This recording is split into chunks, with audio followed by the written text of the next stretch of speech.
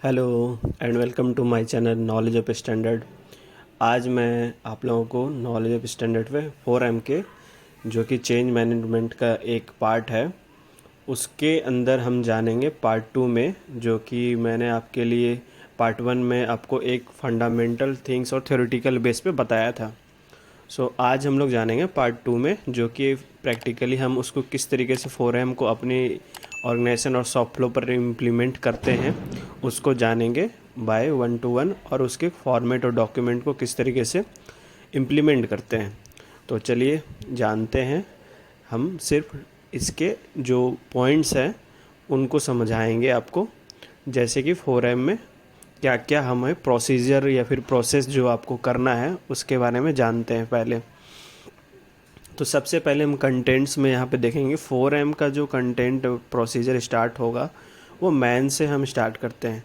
तो मैन में हमें क्या क्या जो देखना हुआ, चेंज डिस्क्रिप्शन को देखना है कि हम किस कंडीशन पे मैन में चेंजेस आ रहे हैं, या क्या क्या सिचुएशन या क्या क्या कंडीशन हो सकते हैं चेंजेस होने के, जो कि इस कॉलम में आपको यहाँ पे दिख जाएगा।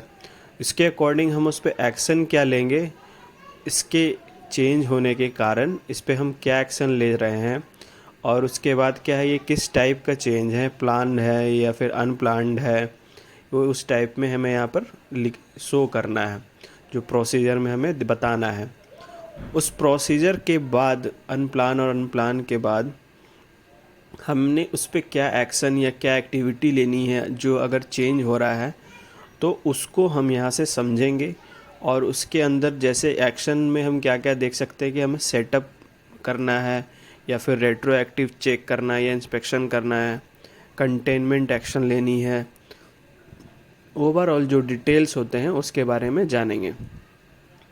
तो फर्स्ट हम आपको एक दो पॉइंट से समझा देंगे कि किस तरीके से मैन में क्या क्या दिक्कतें या फिर चेंज होती है, तो हम किस तरीके से इसको अपने जो प्रोसीजर है उसको हम जान के और उस पर इम्प्लीमेंट करके और वहाँ पे क्या क्या एक्शन ले सकते हैं।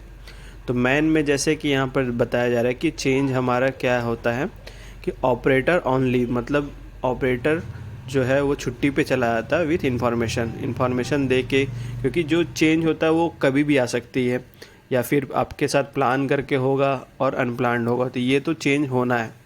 तो चेंज के जो प्रोसीजर है उसको समझने के लिए हमको ये चीज़ जो कंडीशंस हो सकते हैं, मैक्सिमम मैन के साथ क्या क्या दिक्कतें आ सकती है या फिर क्या क्या सिचुएशन हो सकता है कि वो चेंज हो, उसके लिए हम 4M के प्रोसीजर को यहाँ पर पढ़ेंगे और समझेंगे। तो पहला पॉइंट हमारा क्या है कि ऑपरेटर ऑन लीव, जो कि इन्फॉर्मेशन के साथ है।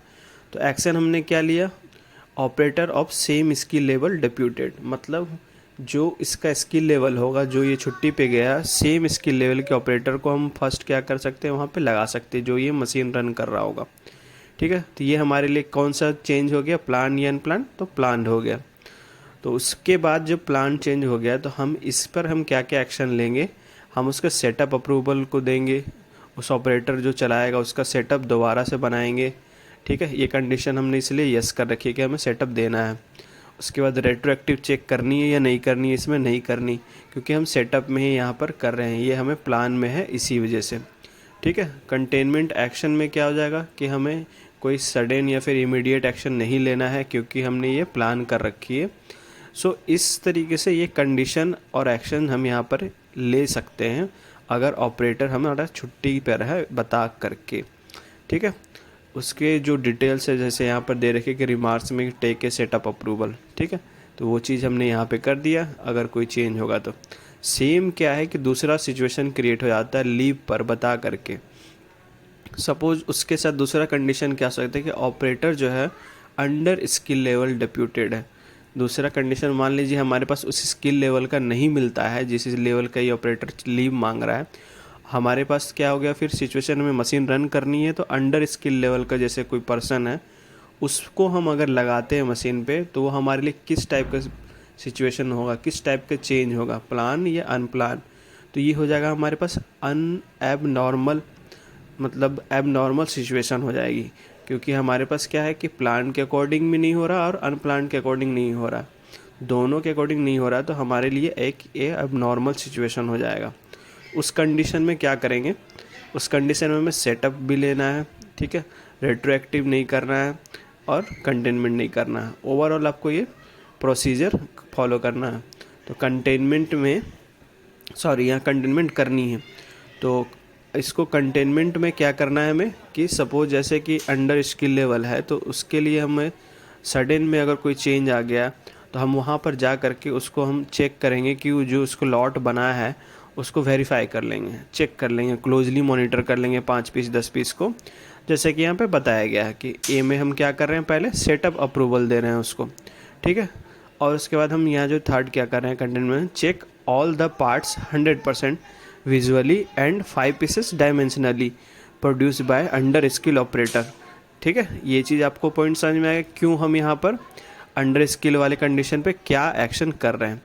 तो इस तरीके के जो पॉइंट्स हैं 4M में, इसी तरीके के ये सारे कंडीशंस अप्लाई किए गए हैं कि ये सिचुएशन जनरेट हो सकती है, उस पर हमें क्या एक्शन लेना है चाहिए, वो किस कैटेगरीज में बिलोंग करता है, प्लान अनप्लान्ड में, फिर उसके अकॉर्डिंग हमको क्या सेटअप लेना चाहिए, क्या रेट्रोएक्टिव चेक करना चाहिए या फिर क्या कंटेनमेंट एक्शन लेना चाहिए, वो यहाँ पर टोटली आपको मैन के जो चेंज मैनेजमेंट है उसमें आपके प्रोसीजर में शो किया गया।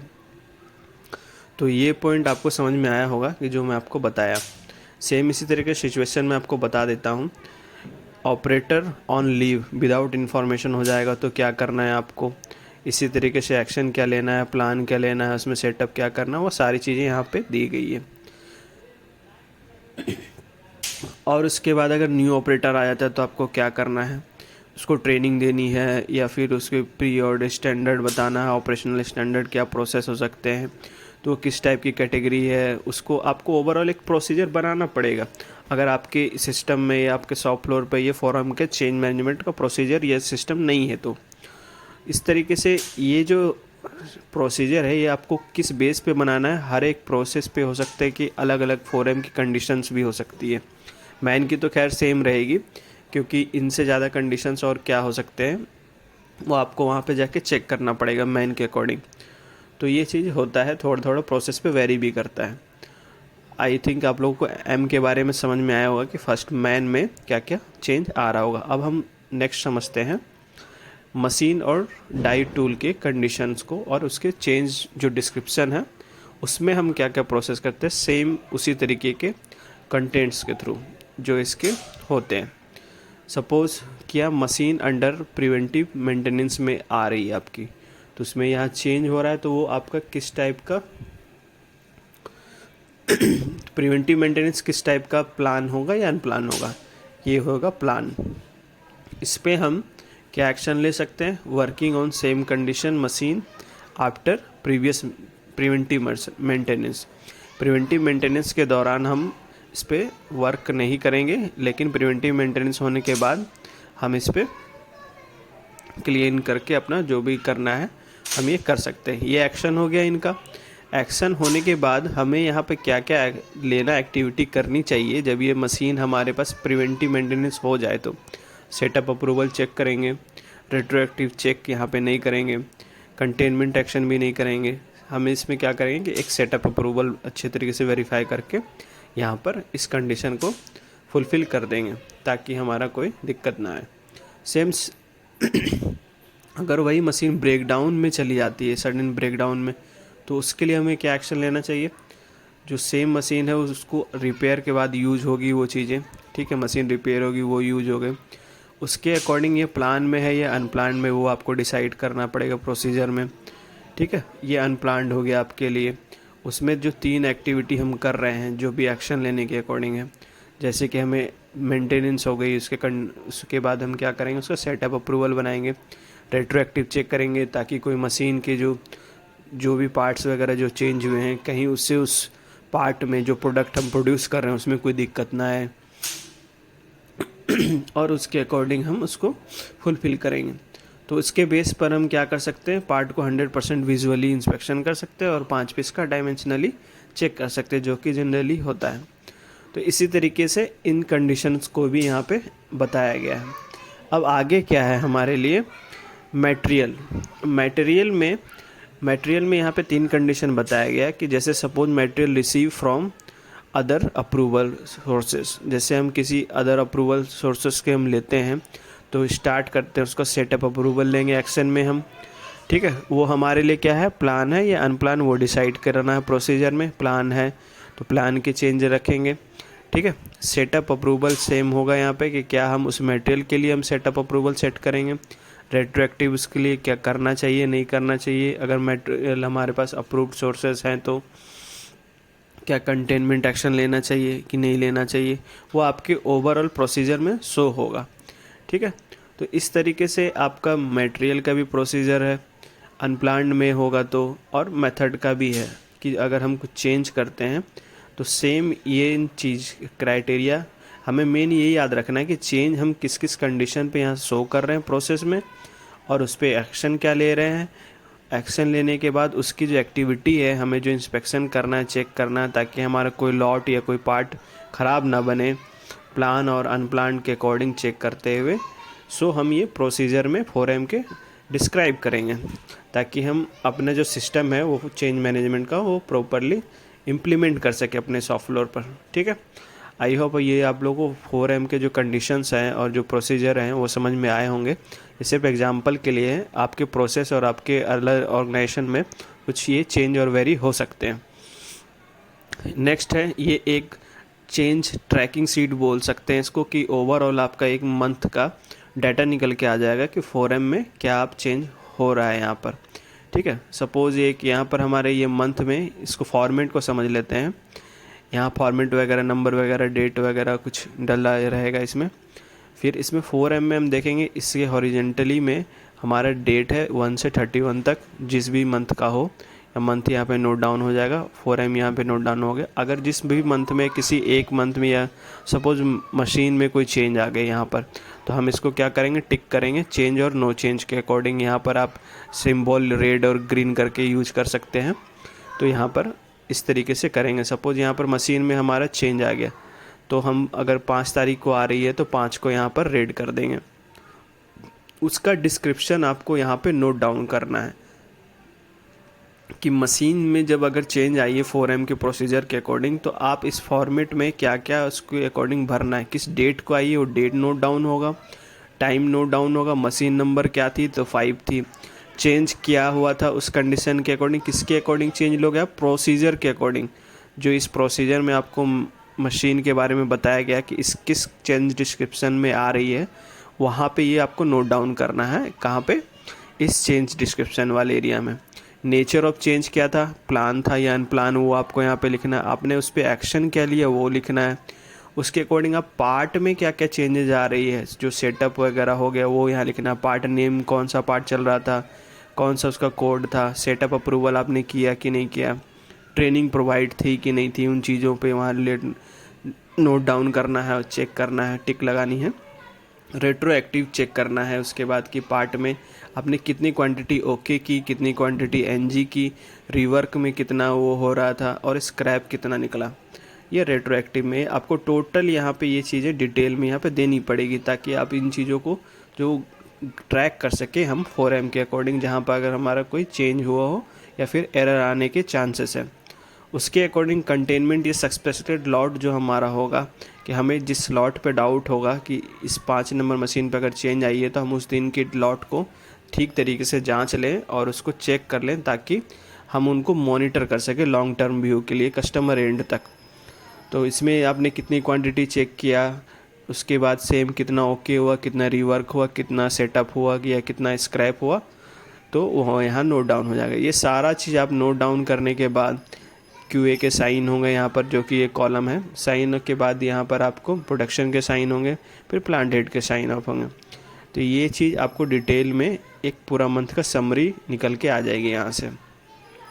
सपोज ये यहाँ तक क्लियर हो जाता है, तो उसके बाद हम डिस्पैच में जाएंगे। डिस्पैच के बाद हमने वहाँ पे कौन से कस्टमर के लिए सप्लाई जा रही हो, यहाँ मेंशन होगा कौन से डेट को गई, या कौन डेट के बाद कौन से इनवॉइस नंबर से ये लॉट जो है 5 तारीख का जा रहा है, वो यहाँ नोट डाउन करके आप इसको मेंशन करके रखिए, ताकि अगर हमें कहीं से ट्रैकिंग करनी पड़े 4M के अकॉर्डिंग, तो हम ईज़िली इस चार्ट से और इस फॉर्मेट से चेक कर सकते हैं। सो ये इजी है और बहुत ही अच्छा फॉर्मेट है, जिससे आप 4M चेंज को अपने शॉप फ्लोर पर इम्प्लीमेंट करा सकते हैं। अगला है ये चेंज बोर्ड है, जो कि 4M चेंज बोर्ड कहलाता है। ये बहुत ही सिंपल वे में बनाया गया है, ये कोई भी शॉप फ्लोर पे अपनी इम्प्लीमेंट करा सकते हैं जो कि प्रोडक्शन से है। तो यहाँ पे हम इसको समझते हैं कि 4M चेंज बोर्ड में क्या यहाँ पे शो हो रहा है। यहाँ हम देख रहे हैं कि यहाँ पे 14 मशीन है एग्जाम्पल के, या मशीन के नेम है। दूसरे में यहाँ पे ऑपरेटर्स जो है वहाँ पे फिक्स किए गए हैं कि कौन कौन से ऑपरेटर चला रहे हैं इनको, और इस तरीके से इनको शो करना है। इनके फ़ोटोग्राफ्स लगे हुए हैं, कौन इनका नाम, इनकी जस्ट इनके नेम लिखे हुए रहते हैं नीचे, और कौन कौन इनको चलाते हैं। तो यहाँ पर सेम 4M चेंज बोर्ड को यहाँ पर इन्होंने शो किया है शॉप फ्लोर पे। तो ये कैसे कर कैटेगराइज किया है, यहाँ से एक पहले इन्होंने डे वाइज ले रखा है। तो डेट हो जाएगा फर्स्ट में, आपका कौन से शिफ्ट का है वो हो जाएगा। उसके बाद पर्सन जो है उसके इंचार्ज कौन है 4M चेंज के, वो यहाँ पे उनके डिस्प्ले हो जाएंगे, ताकि हम इनकी रिस्पॉन्सिबिलिटी समझ सकें कि ये 4M चेंज बोर्ड को किस तरीके से हैंडल कर रहे हैं और सॉफ्टवेयर को किस तरीके से हैंडल कर रहे हैं।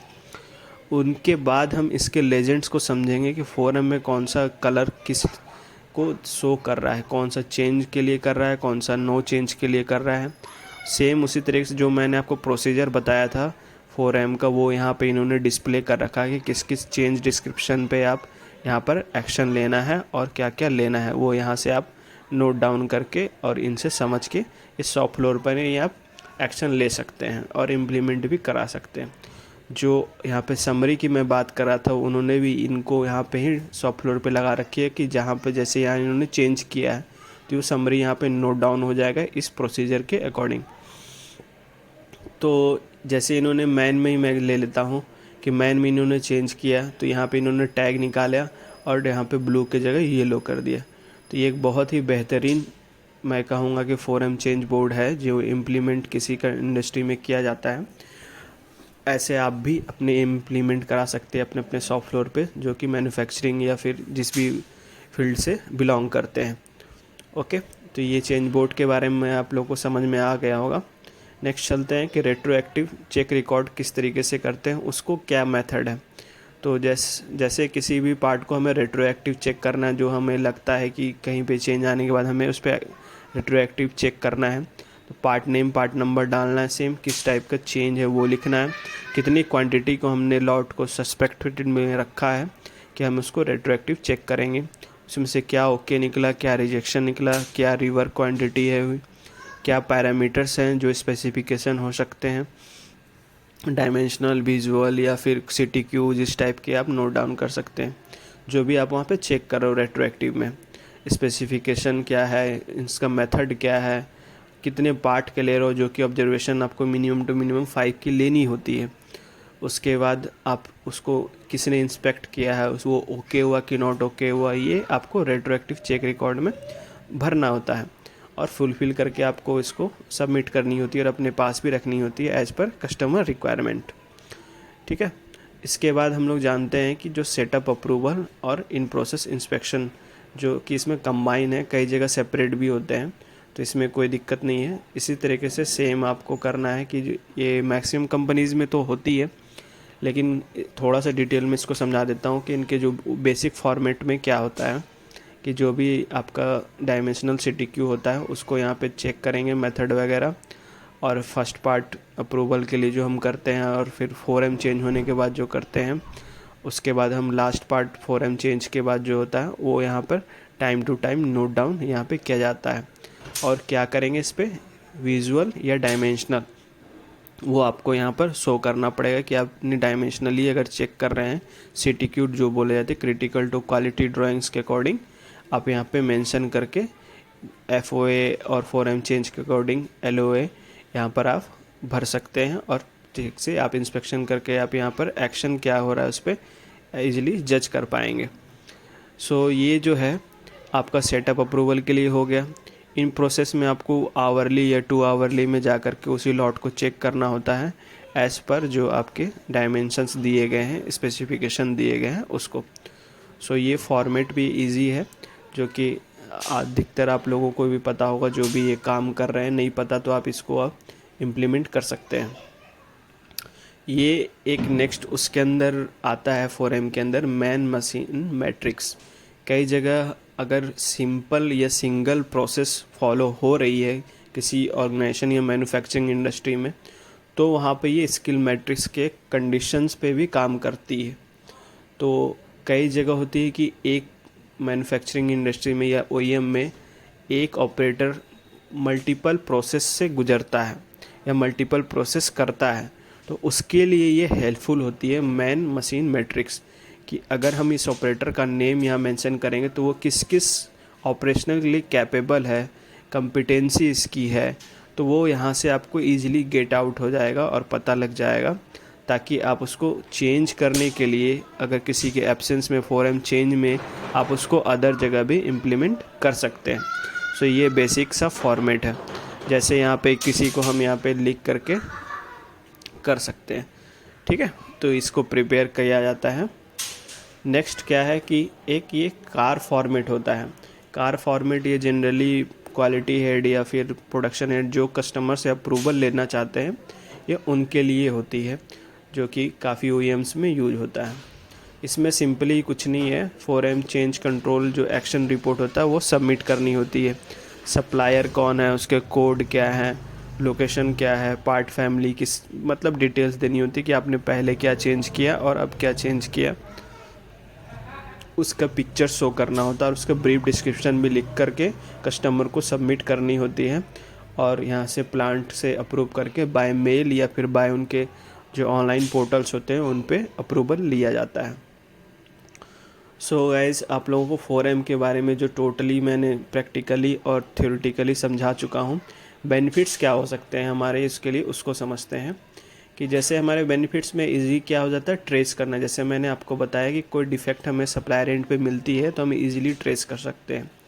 सिचुएशन रिकॉल्स, हम जो भी एबनॉर्मल सिचुएशन या डिफेक्टिव प्रोडक्ट्स को लेकर हो सकता है हम उसे एट इंस्टेंट ट्रैक करके और उसके हेल्प कर सकते हैं डिफेक्टिव प्रोडक्ट्स को चेक करने में। काफ़ी डीपली ये ट्रैकिंग हो जाती है इससे 4M इम्प्लीमेंट होने से।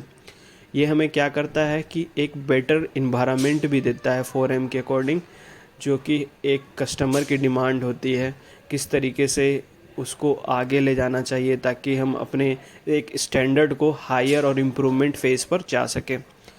लास्ट क्या है हमारा, इससे हमें सिंपली सी क्या हुआ, रिजेक्शन जो है, जो कि एक मेजर पॉइंट हर वक्त के लिए रहता है, रिजेक्शन और रीवर्क की जो प्रॉब्लम्स है ये काफ़ी रिड्यूस हो जाएगी अगर हम इसको ठीक तरीके से अपने फ्लोर पे अपने ओईएम्स में अगर इसको फॉलो कर ले तो।